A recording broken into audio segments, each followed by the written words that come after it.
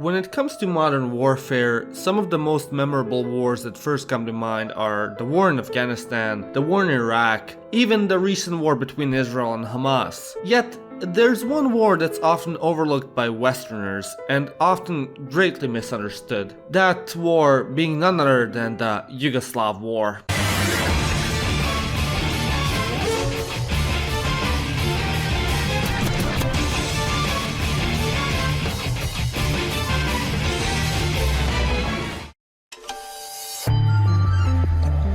As the Yugoslav War happened quite recently, it impacted many people still alive and as a result has emotionally colored the discussion, making it difficult to discuss without inherent bias, which in turn has made any discussion regarding the topic quite polarized and hard to engage in. As a result, I will try to maintain as neutral a position as possible throughout this multi-part series. With that said, how did Yugoslavia devolve from one of the most prosperous countries in Europe into a complete and utter bloodbath of a shit show, with some of the worst war crimes being committed since World War II, while also boasting one of the biggest bangers of a soundtrack in world history? Well, to find out, much like my ex in a fight, we have to look back into the past.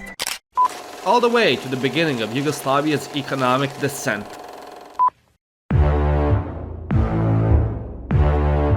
To add a bit of context beforehand, the Socialist Republic of Yugoslavia was cobbled together after World War II and consisted of multiple South Slavic ethnic groups split into ethnic republics, ruled over by one-party federal communist regime, where at the head of it stood everyone's favorite Croatian big dick dictator, Josip Broz Tito.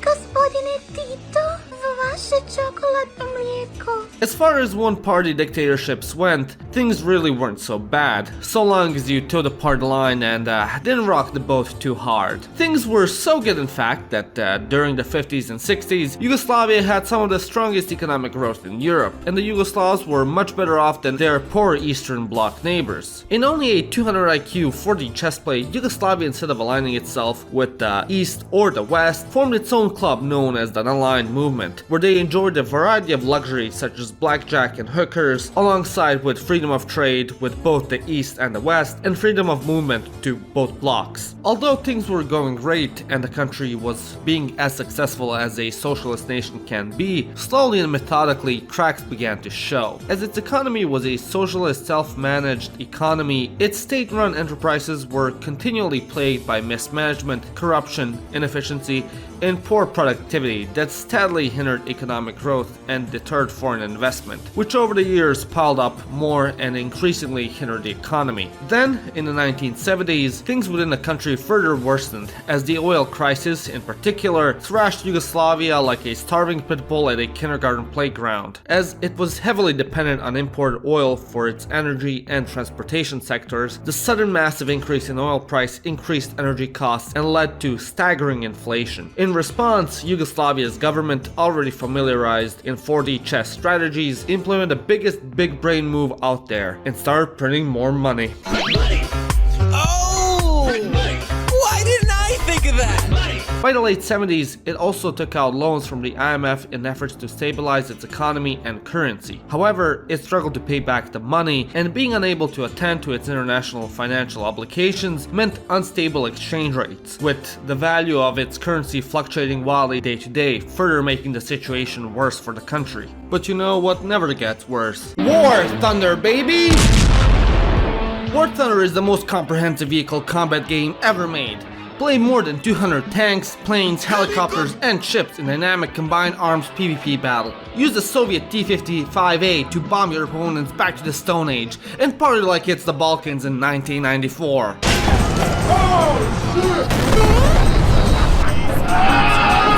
Every vehicle is incredibly detailed and modeled down to their individual components, offering a highly immersive combat experience. The collection of vehicles in War Thunder spans over 100 years of development, from the 1920s to the present day, and alongside that, you can customize them to perfectly fit your true spirit.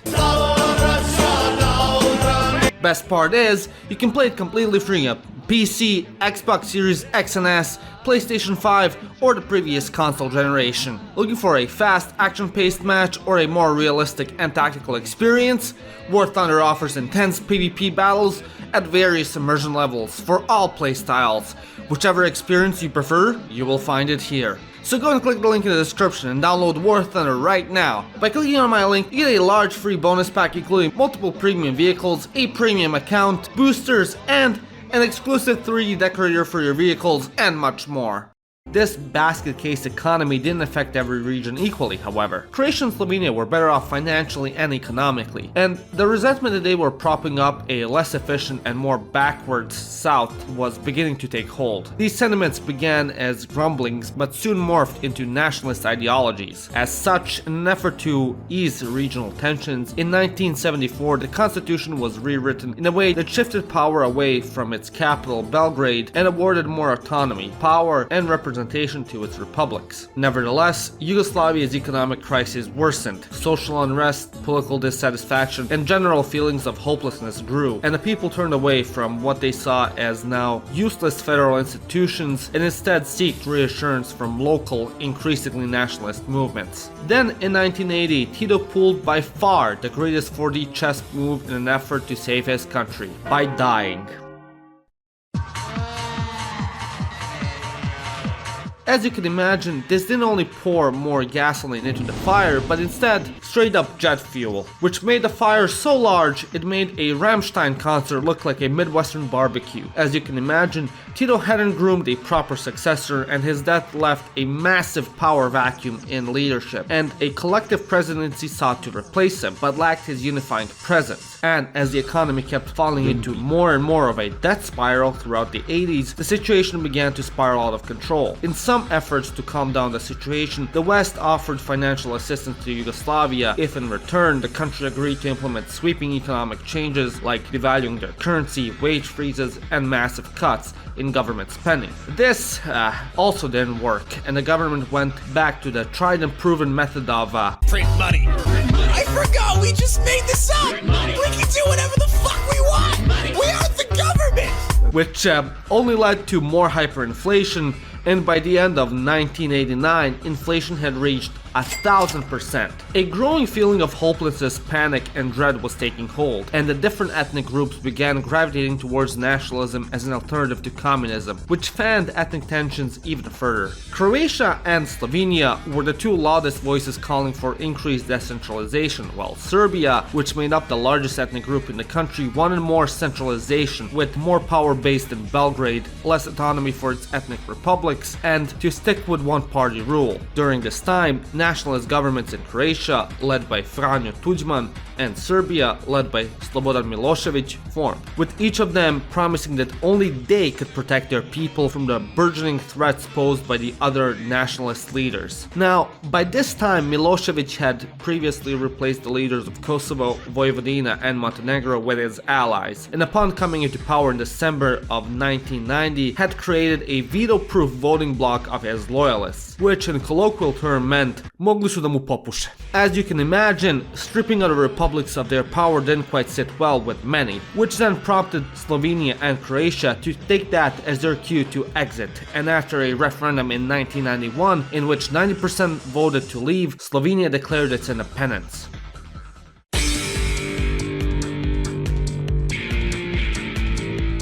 The Yugoslav's People Army disagreed and half-heartedly began the 10-day war, which lasted, you guessed it, 10 days, ending in the victorious Slovenia's independence assured. Due to Slovenia's ethnic homogeneity, aka its distinct lack of Serbs, Belgrade wasn't especially fussed to see it leave. However, that couldn't be said the same for Croatia. Croatia also declared independence the same day Slovenia did, accusing Serbia of unfairly dominating Yugoslavia's government, military, and finances. Immediately, its sizable Serbian minority declared it would secede and founded the Serbian Republic of Krajina. Belgrade declared declared that it would refuse to recognize independence in territories with a Serbian minority, as it was worried about how Tudjman's government appointed former fascist Ustasha officials to government posts would treat its Serbian minority, and so began military action with skirmishes between the two going on. Within weeks, this descended into a full-out war with the Yugoslav National Army attacking the city of Vukovar on the Serbian border, which killed thousands and razed the city to the ground. Soon after, the Yugoslav National Army, which essentially was now the army of Serbia, held about a third of Croatia's territory. As Croatia is made up of almost nothing but coastline, the Yugoslav National Army then quickly moved to blockade and started shelling Croatia's port cities, in time with attacking Croatia's interior. Numerous cities came under attack from Yugoslavia,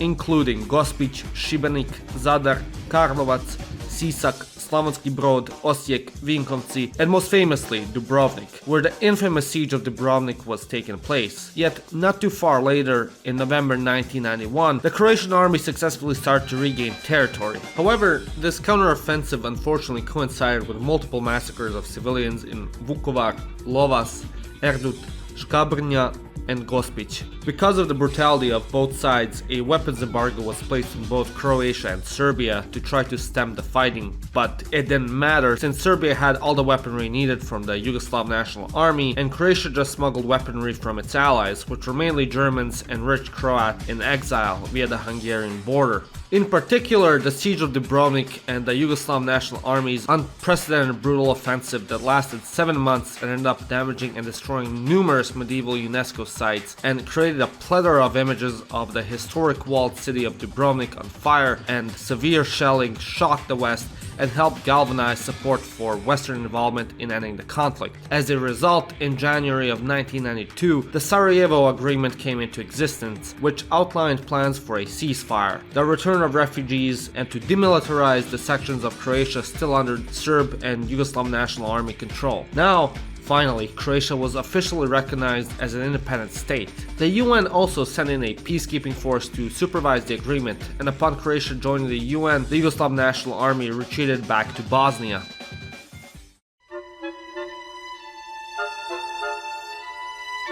While the ceasefire mostly worked, the fighting sporadically continued until August 1995, when Operation Storm helped secure the rest of its pre-war borders by taking back the territory of the self-declared state, the Republic of Serbian Krajina. In the operation, Croatia amassed a force of 130,000 people, which made this the largest land battle seen since World War II. And with this, they successfully took back about 10,000 square kilometers within a few days, which was about 20% of its total territory. For Croatia, it was an unequivocal victory, as several years earlier around 200,000 Croats had been expelled from the area, and now when they expelled around 200,000 Serbian civilians, it was seen as a justified reprisal in their eyes. However, today in the eyes of many within the EU and abroad, it is seen as one of the worst cases of ethnic cleansing since World War II. The war didn't officially end until November of 1995, and by that point, its devastation was immense. There was calculated to be $27 billion in material damage, $37 billion in damaged infrastructure, 200,000 houses destroyed, and 25% of the Croatian economy was destroyed as well. Around $250 million had been spent on demining its territory, with a large area still considered unsafe. It often shocks outsiders just how bloodied and fervent the fighting became between the Croats and the Serbs, but tensions had been simmering for a long time, all the way back to World War II and even beyond. Tito's regime knew Yugoslavia's stability was quite fragile, so investigations into many of the war crimes of World War II perpetrated by Serbs and Croats alike against each other were forbidden in place of promotion of brotherhood and unity. As a result, the local rivalries simmered for decades but never went away fully, and now they were unleashed to their full potential, helped along by non-stop propaganda. Slobodno recite da ste Ustaše I jeste došli u svoju domovinu. Ustašama poručujem kao što im uvijek sam poručio, a to je malo I vulgarno, jebaču im I oca I majke. Both the Serbian and Croatian governments effectively lacked a free press at the time, and the state regimes controlled the media, basically trying to scare the shit out of everyone so much that support for the violent military action would never wane. The propaganda during this war purposely directly paralleled the existential conflicts of Croats versus Serbs, each trying to genocide each other in World War II, with Serbs being represented as Greater Serbia-obsessed nationalist Chetniks, and the Croats being represented as fascist Ustasha Nazi collaborators, with each propaganda campaign providing endless material for the other. The ethnic hatred culminated in countless war crimes and even a new term entering English vocabulary, ethnic cleansing, meaning displacement via means ranging from evictions to murder. Various prison camps were set up all over former Yugoslav territory as well, housing thousands of captured Croats and Serbs in inhumane conditions. Over 20,000 people were killed, with at least 500,000 civilians displaced or cleansed from their lands. And so while Croatia maintains it was defending itself in a war of independence, in this war no one's hands were truly clean, as in addition to convicting Serbs of war crimes, the International Criminal Tribunal for the former Yugoslavia also indicted multiple of Croatia's own participants for war crimes, ranging from common soldiers to high-ranking government officials. Franjo Tudjman also himself was being investigated by their prosecutors when he died in 2009. Wars are hardly the case of a single cause igniting a spark plug. For the Yugoslav war to happen, many factors, many decades in the making had to fall into the right place at the right time. And as horrific as the Croatian War of Independence was to witness, this isn't the end of this conflict. It isn't even the culmination, but rather just the beginning. And as the war in Croatia was coming to an end, the war in Bosnia was just beginning to start. And again, big thanks to these wonderful people for continuously supporting my work. If you wish to become like one of them and support my channel, become a member today. And once more, a big thank you to War Thunder for sponsoring this video. Go download the game from the link in the description. By supporting War Thunder, you support the channel, and by clicking on my link, you get a large free bonus pack including multiple premium vehicles, a premium account, boosters, an exclusive 3D decorator for your vehicles, and much more.